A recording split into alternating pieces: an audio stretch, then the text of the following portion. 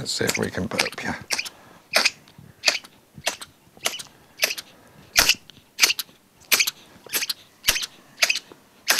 We run Dorset Wildlife Rescue and we get calls from all sorts of people and the police and the council, but in this instance a chap was working in his office outside Shaftesbury, and he'd heard this peeping noise, which is their sort of alarm call, and he couldn't work out what it was, and he went outside and found this little thing all on her own, curled up next to a really muddy little stream.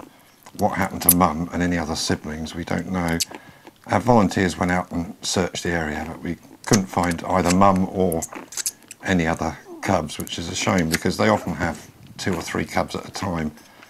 The paddling motion she says, not because I'm not balanced her, it's because in the wild she'd be massaging Mum's chest to try and stimulate her to produce more milk. Yeah, she doesn't want to get at the otter, she just doesn't like being outside. They don't disturb her, they just look at her, sniff her. They're quite used to us bringing in various different waifs and strays. She's less than 6 weeks old at the moment, so she can't pee and poo for herself. So before every feed, we have to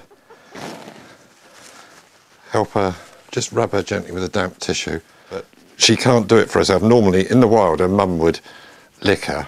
The West Country and in Norfolk, that's where their stronghold is, but they are slowly spreading this way.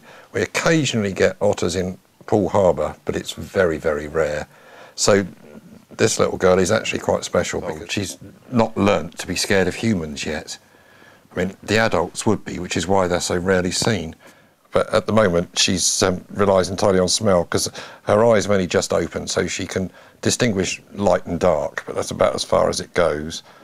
Yeah, her name is Caradwyn, which is a friend of ours suggested we call her that because there is a Celtic goddess who was turned into otter in Celtic mythology.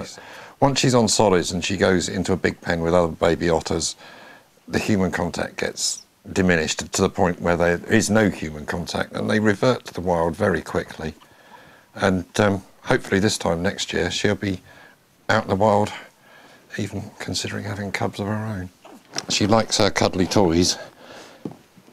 Does she cuddle up to them? It does. It seems crazy putting them in, but all orphan babies love it. It's a substitute mum, really. It just gives her something. She's got no other siblings or anything else to cuddle into, so if she cuddles into something furry, just makes her feel better.